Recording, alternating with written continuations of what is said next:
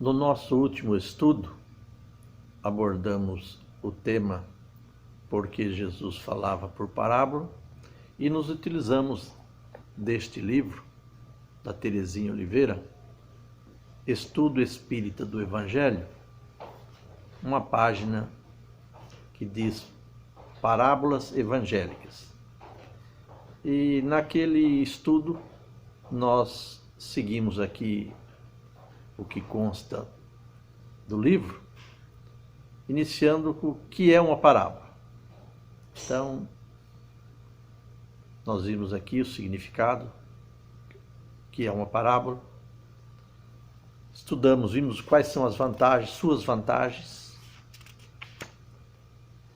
Falamos que elas também existem no Velho Testamento, que Jesus ensinava por parábolas. Foram muitas as parábolas proferidas por Jesus, todas aquelas contadas pelos evangelistas foram narradas pelo Cristo. E vimos com a Terezinha aqui que é preciso saber interpretá-las. Elas contêm ensinamentos que fogem, vão aquém do literal, por isso precisa buscar o sentido espiritual profundo que todas elas encerram. E numa certa, finalizamos o estudo, quantas e quais foram as parábolas contadas por Jesus. Naquele estudo, o último passado, nós verificamos apenas as 8 primeiras, que, segundo Terezinha, foram ditas no mesmo dia, à beira do mar da Galileia. Então, nós enumeramos essas 8 naquele estudo, e de passagem só. Então, nós vamos aproveitar que ela foi, depois ela colocou as demais parábolas.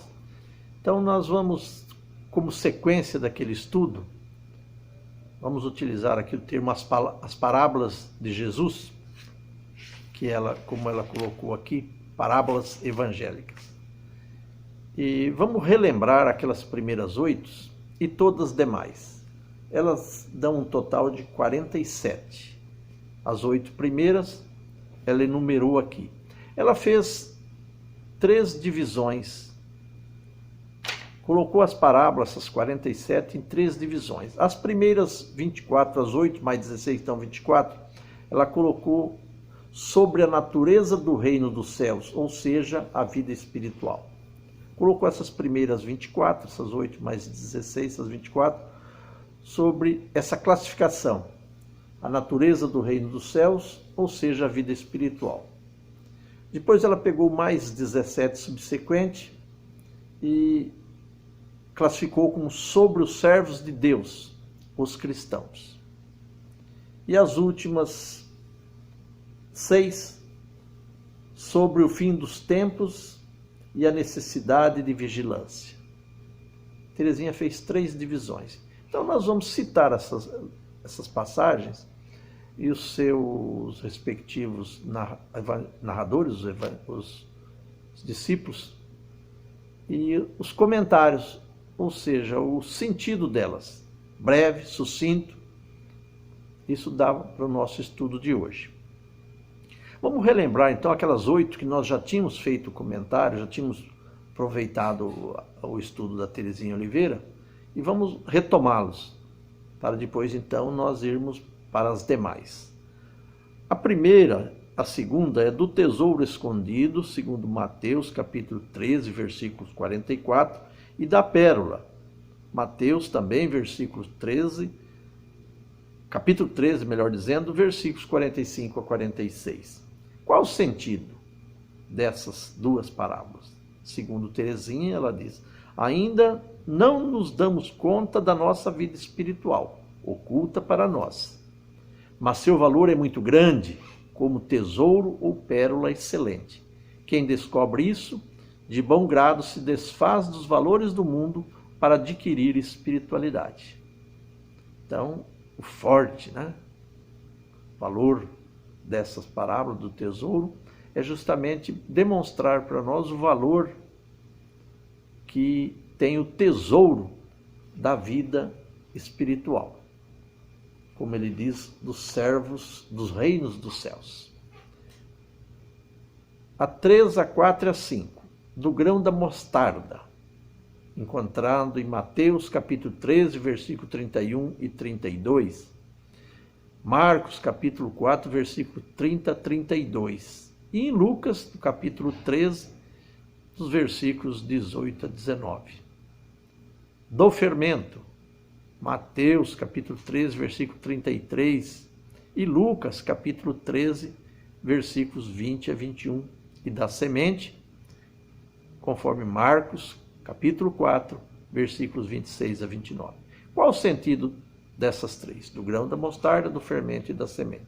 Segundo Teresinha, é uma ideia parece insignificante, como um grão de mostarda, ou até inexistente, como o fermento na massa, mas tem grande poder germinativo, como a semente, e seu impulso transformador, como o do fermento, se colocado em ação, ou seja, semeado, lançado na massa, produz extraordinários resultados. O grão da mostarda, pequenininho, insignificante, o fermento também uma pequena porção que leveda uma grande massa, e a semente, um grande força, poder germinativo, como todas as plantas. Número 6, do semeador, conforme encontramos em Mateus, capítulo 13, versículos 1 a 23, em Marcos, capítulo 4, versículos 1 a 9, e em Lucas, capítulo 8, versículos de 4 a 8. Qual o sentido? Segundo Teresinha, Jesus é o semeador da mensagem divina e cada criatura um tipo de solo que renderá ou não frutos, conforme sua disposição para receber essa semente. Essa é aquela passagem conhecida da semeadura, cujas sementes caíram umas à beira do caminho, outra entre as pedras, outra entre os espinhos e outra em terra boa. E normalmente só a última foi capaz de produzir, germinar, crescer, frutificar e produzir. Jesus é o semeador e nós somos os solos. Dependendo aí da nossa disposição, do nosso esforço, da nossa vontade, nós vamos ser um determinado tipo de solo. Convém que sejamos um solo bom, uma terra boa, um solo produtivo. A 7, do trigo e do joio, conforme consta em Mateus capítulo 13, versículos 24 a 30 e 36 a 43. Qual o sentido do trigo e do joio? A ignorância e a maldade poderão semear ideias inferiores, que se não formos vigilantes, servos dormindo, sendo necessário algum tempo para que os resultados venham, e então, sem nenhuma dúvida, possamos definir pelos frutos a qualidade das ideias que foram aceitas. Essa passagem é aquela em que os servos se descuidaram, dormiram, e os salteadores jogaram pragas no meio do trigo. Os servos aí foram invigilantes. É o que acontece conosco quando nós não ficamos vigilantes. Nós podemos ser acometidos de influências negativas, como aconteceu com esses servos que dormiram e não foram vigilantes. Daí a recomendação do Cristo: orai e vigiai. A vigilância é importante para que nós não soframos influências perniciosas de quaisquer ordens. E termina, naquelas 8 primeiras que já havíamos mencionado, com de número 8, da rede, conforme consta de Mateus, capítulo 13, versículos 47 a 49. E o sentido desta parábola da rede: haverá uma seleção das criaturas conforme as ideias e sentimentos que as animem. essa relação será feita em época determinada por Deus pelos espíritos já evoluídos após a desencarnação. Rede que apanha os peixes no mar da vida. Portanto, devemos vigiar nosso campo mental, evitando as ideias más e acolhendo a mensagem cristã, procurando reproduzi-la o mais possível em atos bons, para sermos dignos de habitar planos superiores de vida. A rede é aquela que nos colhe como peixes do rio, do mar, para a seleção natural dos espíritos na sua ascendência, na sua caminhada evolutiva. Ao fim desta série de parábolas, diz Teresinha, Jesus indagou aos discípulos, conforme consta nos evangelhos: entendesses todas essas coisas? Sim, responderam eles. Por isso, disse Jesus, todo escriba versado no reino dos céus é semelhante a um pai de família que tira do seu depósito coisas novas e coisas velhas. Jesus quer dizer que quem entende a vida espiritual tem armazenadas verdades novas para revelar e verdades antigas para confirmar. Era o que ele acabara de fazer. Teresinha adiciona relação das demais parábolas contadas por Jesus. Nós vimos até então as primeiras 8 e agora sobra 39, que nós vamos aqui utilizando a mesma sequência deste livro e suas referências, suas citações e um breve comentário. Ainda sobre a questão da primeira classificação, que é sobre a natureza do reino dos céus, ou seja, da vida espiritual. São as primeiras 24, 8, agora vamos às demais. Jesus é nosso verdadeiro guia espiritual. Aí tem a parábola O Bom Pastor, conforme o Evangelho narrado por João, capítulo 10, versículo 1 a 16. O bom pastor é Jesus, como consta lá da parábola, em que o bom pastor adentra pela porta junto às suas ovelhas, as guia e elas as seguem, ao contrário dos salteadores que adentram por outro caminho com o intuito de roubar ou causar prejuízo. Então, o bom pastor a quem devemos seguir é Jesus, que nos recebe e nos dá toda a guarida, toda a ajuda necessária. A salvação está na opção pelo bem, pelo cumprimento do dever. Aí entra a parábola da porta estreita, conforme Lucas, capítulo 13, versículo 22 a 30. A porta estreita é aquela que pode ser uma opção nossa, ao contrário da porta larga, sendo que a estreita é a que nos mais convém, embora difícil, como o próprio título diz, estreita, é a porta da luta, da dificuldade, das buscas pelas coisas perenes, ao contrário da porta larga, que é a da facilidade, da preguiça, da inércia e das coisas fáceis. Embora estreita, é a que nos convém. Deus quer a recuperação dos pecadores. E aí tem 3 passagens dentro dessa questão. Da ovelha perdida, conforme Lucas, capítulo 15, versículos 3 a 7, e Mateus, capítulo 18, versículos 10 a 14. Também a da dracma perdida, Lucas, capítulo 15, versículos 8 a 10, e do filho pródigo, Lucas, capítulo 15, versículos de 11 a 31. Nas 3 passagens, nós vamos ver que ali o regozijo do pastor que encontra a ovelha desgarrada, perdida, da mulher que, iluminando a casa, varrendo, encontra a moeda perdida, e do pai que recebe carinhosamente o filho que havia saído e gastado tudo quanto lhe havia sido dado.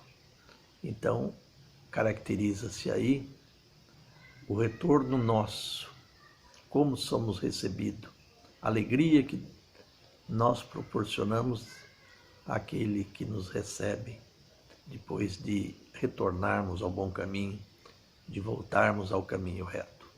É assim que somos recebidos por Deus, quando nós optamos pela retomada, pela volta ao bom caminho. E quanto ao perdão? Quanto ao perdão, nós vamos achar perdoar para ser perdoado. E a parábola que aí consta é do credor incompassivo, que nós encontramos em Mateus capítulo 18, versículo 23 a 25. O credor incompassivo foi aquele que pediu e obteve perdão de suas dívidas perante o Senhor, mas que logo na sequência não perdoou quem lhe devia, mandando prendê-lo. Então veja a incongruência daquele que, recebendo uma ajuda, não a retribuiu. Então esse é tido como credor incompassivo. Daí a necessidade de perdoar para ser perdoado, como Jesus nos ensinou na oração do Pai Nosso. E dos pecados compensados por muito amar. Nós encontramos na parábola dos dois devedores de um credor, em Lucas capítulo 7, versículos 41 a 42. Eram os dois devedores que deviam um 500 e outro 50, mas que, não podendo nenhum deles pagar, foram agraciados com o perdão das dívidas. E Jesus pergunta: quem mais amou? É aquele que mais se sentiu beneficiado. Quanto mais nós amarmos, mais nós seremos beneficiados. A força do amor é imensa, de forma que é ela que nos recompensa. Por muito amardes. Quanto mais amarmos, mais perdoados e beneficiados nós seremos perante a justiça divina. Fundamentemos nossa vida no que é duradouro. A casa sobre a rocha. Mateus capítulo 7, versículo 24 a 27 e Lucas capítulo 6, versículos 47 a 49. Essa é simples, né? A edificação da casa sobre a rocha e a edificação da casa sobre a areia. Qual é que resiste ao tempo, às tempestades? Lógico que é a casa sobre a rocha. Daí que precisamos alicerçar a nossa vida, a nossa caminhada em bases sólidas, para que elas nos dê toda a guarida, todo o conforto que precisamos. É a construção, é o alicerce sólido, firme, é a casa sobre a rocha. Limpemos-nos no entendimento espiritual. Cego guiando outro cego, cai ambos no abismo. Encontramos em Lucas capítulo 6, versículos 39 a 42. É lógico que nós, se cego, não podemos guiar outros. Por isso a necessidade que nós nos limpemos, que nós nos espiritualizemos. Só assim nós teremos condição de poder ajudar, de servir. Aqui nessa passagem nós vamos encontrar na sequência dizendo que é necessário que nós tiremos uma trava dos nossos olhos antes de querer tirar o cisco do olho do irmão. Limpar-nos primeiramente para podermos servir, ajudar. Ajudemos a quem necessita. Famosa, conhecida, talvez uma das mais conhecidas parábolas, a do bom samaritano. Nós encontramos em Lucas 10, 25, 37. Essa passagem, nós todos sabemos, daquele viajante que foi atacado, roubado, violentado fisicamente, e que foi socorrido por um samaritano, que era aqueles tidos como pessoas de má índole, ao contrário de um sacerdote e de um levita que tinham passado ao largo. Então esse é o bom samaritano, aquele que serve, aquele que ajuda. Esse é o próximo, que Jesus disse: amai a Deus e ao próximo. E o doutor perguntou quem era o próximo, e aí ele contou essa passagem.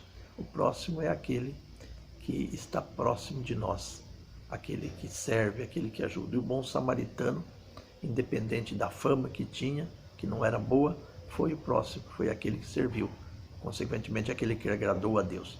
Sejamos humildes dos primeiros lugares. Parábola dos primeiros lugares, Lucas capítulo 14, versículo 7 a 14. Essa questão da humildade é aquela de nós nos colocarmos sempre dentro da pequenez. Não buscarmos os primeiros lugares, como diz a parábola, para que não passemos pela vergonha do dono da festa nos pedir que retorne mais ao fundo para dar lugar àqueles outros convidados. E ao contrário, que estando ao fundo possamos sentir a honra de sermos convidados para chegarmos mais à frente. Então a humildade é que nos coloca sempre nas posições mais pequenas, mais simples, para que nós não venhamos a passar por situações vexatórias. Importância da oração, nossa atitude ao orar. Do amigo importuno, conforme Lucas 11, 5, 13. O amigo importuno lá da parábola é aquele que tarde da noite foi importunar um amigo que estava dormindo, pedindo um pão para servir uma visita. O amigo, de princípio, não quis atendê-lo, mas como ele insistisse, o amigo o atendeu e o serviu. E o Cristo encerra essa passagem dizendo aquelas frases, né? Pedir e dar-se-vosão, batei e abrir-se-vosão, procurai e acharás. Então esse é o esforço, é a luta, perseverança, importância da oração. Nossa atitude é orar, quer dizer, perseverar, com fé, com coragem, com insistência, porque a gente vai conseguir. Do juiz iníquo e a viúva insistente, conforme Lucas 18, capítulo 18, versículo 1 a 8. É semelhante à viúva que fidia pedindo ao juiz a ajuda para o que ela necessitava e o juiz não a atendia, mas até o momento em que ele resolveu atendê-la.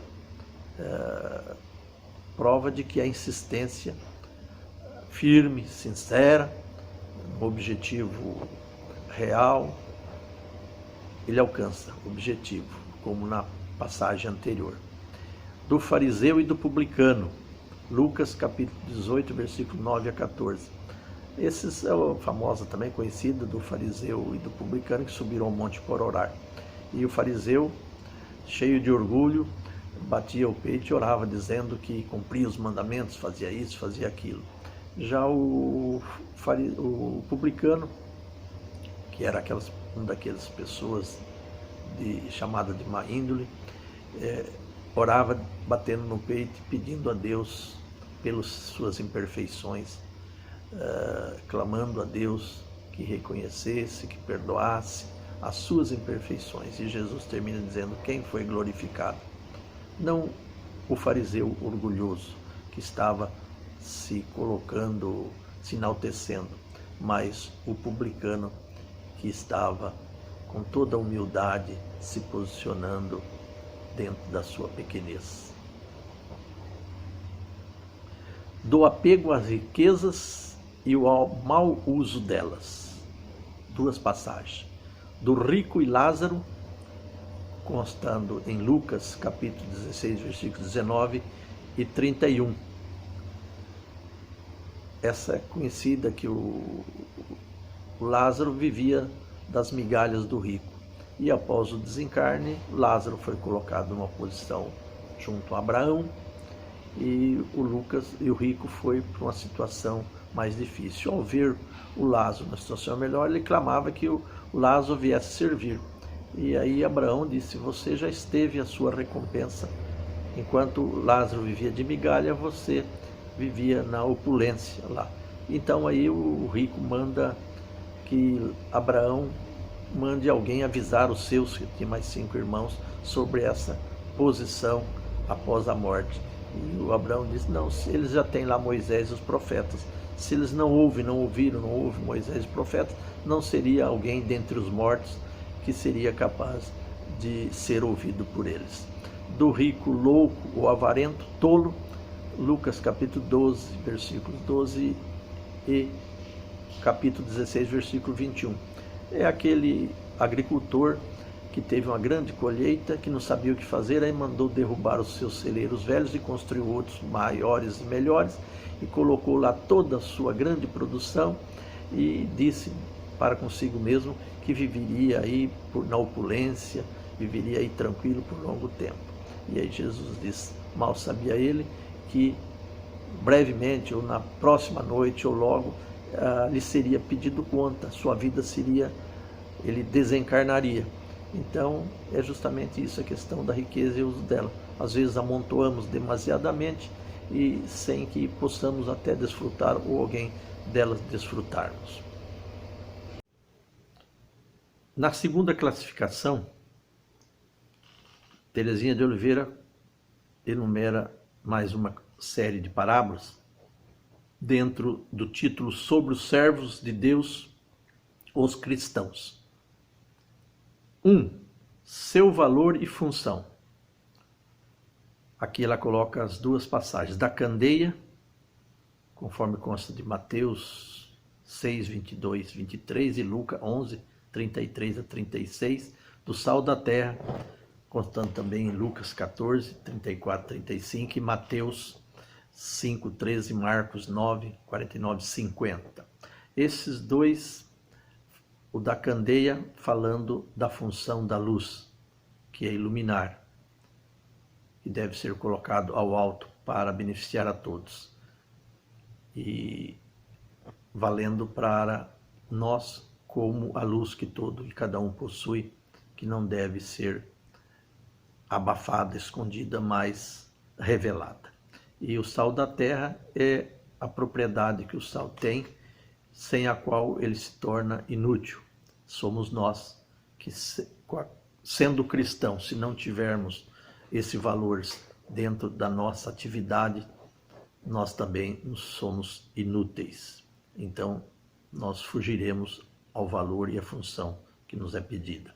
2. O chamado para a seara espiritual. E aqui tem 3 passagens evangélicas. Das bodas, veste nupcial, Mateus 22, 1, 14. Da grande ceia, Lucas 14, 15 e 24. Dos 2 filhos, Mateus 21, 28 e 32. O das bodas, veste nupcial e da grande ceia, é aquela passagem que o Senhor chamou os convidados e eles não aceitaram, arrumaram pretextos, e que Jesus, e que o Senhor da vinha, melhor dizendo, o Senhor lá da festa, mandou chamar aqueles demais que encontrasse, todos que estivessem fora.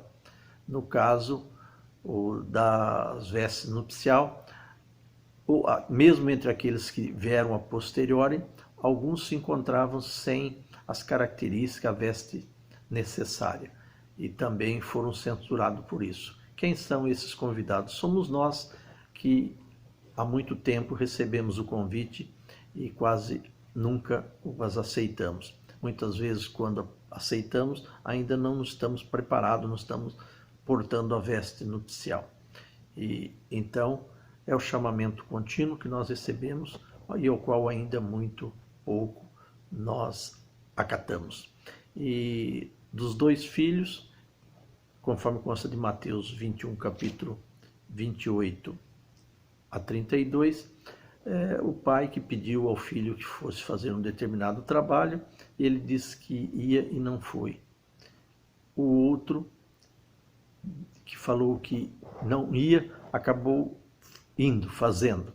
Então, o ensinamento aí é que, mais do que aceitar uma determinada tarefa, o importante é realizá-la. Que nós, mais do que acatarmos os princípios, as leis de Deus, os ensinamentos de Jesus, é importante que nós os pratiquemos. A prática vale mais do que a teoria. 3. Devem ser prudentes e não afoitos. da edificação da torre do rei, da edificação da torre do rei que vai à guerra, Lucas 14, 25, 33. Para se fazer uma edificação, alerta-nos a parábola, é necessário que nós nos preparemos do começo ao fim, para que não haja interrupção e ela possa ser levada a cabo. Assim como o rei, para se preparar para a guerra, precisa ter em conta a sua condição, o seu poderio e a do adversário, para que não haja contratempo, como tudo na vida. Não podem estar presos a velhos conceitos e costumes, o vestido velho e o vinho novo, Mateus 9, 16, 17, Marcos 2, 21 a 22 e Lucas 5, 36 a 39. Colocar pano novo em vestido velhos, remendar, como se diz, perder tempo, e colocar vinho novo em odre velho, a gente corre-se o risco de se romper o odre e perder-se o vinho. Então são costumes que se deve levar em consideração diante da ineficácia de assim se proceder. A gente tem que ter em mente que tudo se renova e que nós devemos seguir sempre por aquilo que possa redundar em coisas proveitosas, não remendos novos em coisas velhas, nem vinho novo em odres velhos. Essa é o número 5. Precisam se manter em ligação espiritual com Jesus. A videira e os ramos, conforme consta de João, capítulo 15, versículos 1 a 8. A videira é Jesus, os ramos somos nós. Nós precisamos estar sempre ligados ao Mestre para que nós possamos ser ramos cultivados e produtivos, ao contrário daqueles que não produzem e são retirados, jogados fora e queimados. Alegoria forte, mas que é a verdade. Perdendo a ligação com Cristo, nós estamos sem caminho, sem rumo, sem balizamento. 6. Devem trabalhar na seara espiritual. A. Produzindo conforme suas possibilidades. Dos talentos, Mateus 25, 14 e 30. Das 10 minas, Lucas 19, 11 e 27. E da figueira estéril, Lucas 13, 6, 9. Os talentos é aqueles que nos são dados para que nós o multipliquemos. Os servos que multiplicaram seus talentos foram chamados de bons. Aqueles que enterraram e guardaram para devolvê-lo da mesma quantidade ao Senhor foram chamados de maus servos.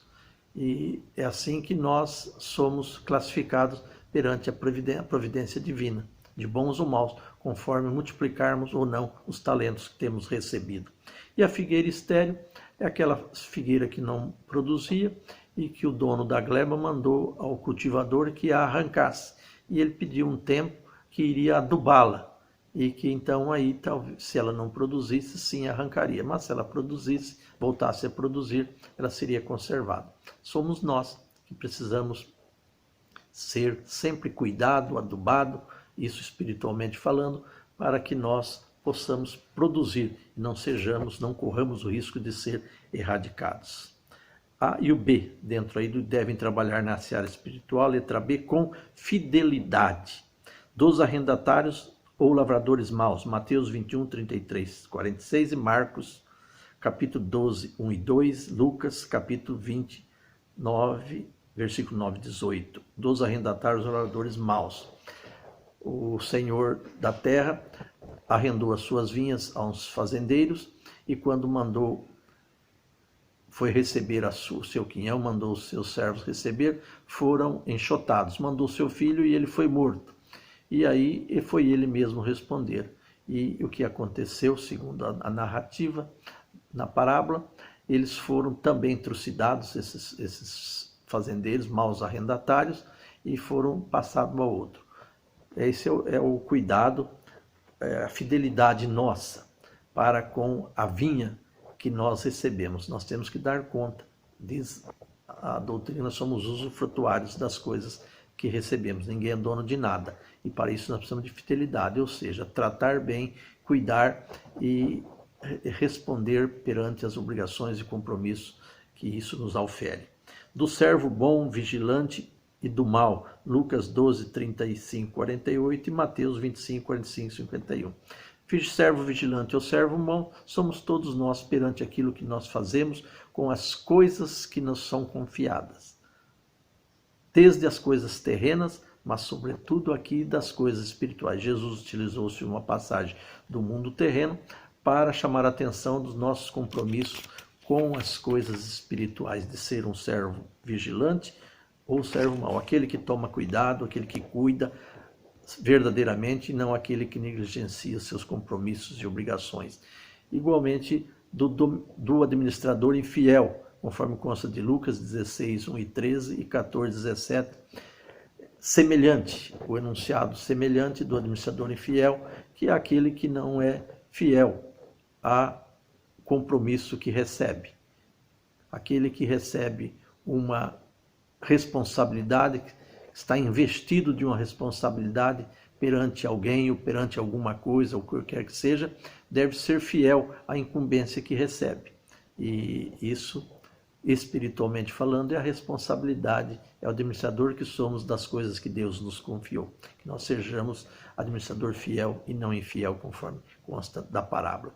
Letra C, doando-se ao ideal. Doando-se ao ideal, ele fala do grão de trigo, conforme consta de Jó 12, 24 e 25, doando, dando de si, dando o máximo de si. E ele fala do grão de trigo, que colocado lá sozinho, ele permanece. Agora, se ele morrer, ele produz. Quando o trigo é plantado, ele germina, ele frutifica, ele produz.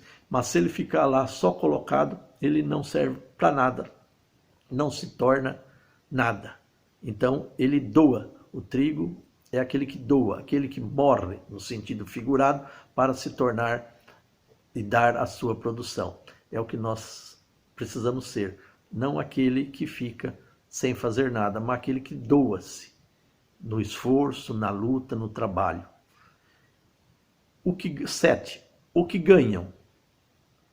Deus paga justa e generosamente. Dos trabalhadores da vinha da última hora, Mateus 20, capítulo 20, versículo 1 e 16. Trabalhadores da última hora é aqueles que receberam igualmente por horas diferentes trabalhadas, mas que o Senhor disse que ele tinha combinado e cada um estava disposto para receber. Então, Deus paga justa e generosamente. Isso que nós temos que... Ninguém é castigado, ninguém é privilegiado. Tudo que nós recebemos são pagamento pela disposição, pelo esforço e vontade com que nós nos dispusemos a trabalhar. E B, mas não devem esperar a recompensa especial dos servos inúteis, Lucas 17, 7 e 10. De nada disso, o que Deus nos concede, nós temos que esperar recompensa especial. Nós estamos trabalhando justamente para as nossas próprias aquisições. Deus nos deu a vida, nos deu oportunidade, e nós não podemos ser servos inúteis. Nós estamos aqui trabalhando por nós, pela nossa reforma, pelo nosso progresso, pela nossa evolução. Então não se deve esperar recompensa especial, porque os compensados somos nós mesmos pelo muito que temos recebido, por tudo que recebemos e receberemos durante a vida, em todas as circunstâncias e lutas. Nada a reclamar, e esperar, sobretudo, como recompensa especial. A recompensa já é a vida. Vamos às últimas parábolas. Na terceira categoria, terceira classificação, feita aqui por Terezinha Oliveira. Ela intitulou Sobre o fim dos tempos e a necessidade de vigilância. Do grande julgamento, conforme consta de Mateus 25, capítulo 25, versículos 31 a 46. Nesta passagem do grande julgamento, juízo final, aquela questão da separação dos bodes das ovelhas, de uns à direita, os outros à esquerda, e que consta que uns serviram ao rei, outros não. E aqueles que serviram serão recompensados e os que não serviram sofrerão as devidas consequências. Esse juízo final, esse grande julgamento, na realidade é o que todos nós estamos suscetíveis, que nós vamos passar perante a nossa própria consciência, quando deixamos o mundo físico e no mundo espiritual vamos relembrar a nossa trajetória, o que fizemos de bem, o que deixamos de fazer e o que fizemos errado. O juízo por si só estará a acontecer. Não é algo que vai demandar um determinado tempo, mas acontecerá sempre quando finda uma tarefa, uma luta, uma existência, uma estadia no mundo físico, nós retornamos ao mundo espiritual. Das 10 virgens, conforme Mateus capítulo 25, versículos 1 a 13. As 10 virgens são aquelas 10 que saíram para ir ao encontro dos esposos, e 5 levaram na sua lâmpada com azeite. Outras 5 levaram as suas lâmpadas com azeite e mais azeite de reserva. Tendo passado algum tempo, as 5 se viram sem azeite e tiveram que ir buscar azeite. Enquanto isso, elas estavam fora, vieram os noivos e as que estavam precavidas adentraram ao recinto das núpcias, acompanhadas dos seus esposos, e quando as outras chegaram, as portas já estavam fechadas, não puderam mais entrar. Então, é a questão da necessidade da vigilância que todos temos que fazer para não encontrar a porta fechada. Nós temos que estar alerta, vigilante, para que a porta, possamos adentrar a porta aberta antes que ela se feche. Então, toda vigilância é possível, é necessária, imprescindível e necessária. Da figueira e sinais de verão. Consta em Mateus capítulo 24, versículo 32 a 44, em Marcos capítulo 13, versículo 28 a 37, e em Lucas capítulo 21, de 29 e versículos 29 a 36. Essa parábola fala da figueira, ou poderia ser das frutas de qualquer árvore frutífera, que nós se conhece a época pela sua condição de vegetação, flores, folha, flores ou fruto. Nós reconhecemos a época pela condição apresentada pela árvore. Mas nós não sabemos a época em que nós teremos que retornar, prestar conta, deixar a vida física, terrena. Por isso que nós temos que estar preparados. Nós temos que fazer a nossa estação, a estação da prontidão, a estação da previdência, da vigilância, para que o tempo nos encontre preparado em todas e quaisquer estações que nós vivenciarmos. E Teresinha faz uma observação aqui falando que sobre figueiras, além das suas parábolas citadas nesta relação, que nós acabamos de citar aqui em cima, vi de passagem sobre a figueira sem fruto que secou. É outra passagem utilizando-se a palavra a figueira, a árvore. Consta de Mateus capítulo 21, versículos 18 a 22. Também está em Marcos capítulo 11, versículos 12 a 14 e versículo 20 a 26. Consta que Jesus, vendo uma figueira, buscou nela alimentos. Não encontrando, disse que ela não forneceria mais alimento a ninguém. E no dia seguinte, passando por ali, Pedro notou que ela estava seca. Falou: mestre, a figueira que tu amaldiçoaste secou. E Jesus aproveita justamente para falar da fé, da oração, da força que nós temos, da capacidade que nós possuímos. E ele fala da fé que transporta a montanha e fala da necessidade da oração como mecanismo para nós alcançarmos os objetivos. Oração, orando com fé. Mas existe uma advertência que ele faz também dentro dessa parábola, diz que antes de orardes, que nós iremos nos desculpar com os nossos, perdoar os nossos desafetos. Do servo prudente ou do mau servo? Do servo prudente ou do servo bom e mau? Mateus, capítulo 24, versículos 45 a 51. Aquele servo que o Senhor deixa tomando conta da sua família. E ao voltar encontra e vê que ele fez tudo certinho, tomou conta, cuidou, e ele se torna administrador. O outro, aproveitando a saída, achando que o patrão não voltava, provoca, cria toda iniquidade, bebendo, comendo, farreando, e quando o Senhor chega, ele vai sofrer as penalidades e as consequências. E então, é isso que a advertência é o nosso preparo, o nosso cuidado, para que sejamos um servo bom, um servo prudente, para que não venhamos a sofrer as consequências do mau servo. Ao contrário, sejamos enaltecidos, premiados como o Senhor premiou os servos que bem cuidaram da sua família. E termina com dos meninos nas praças.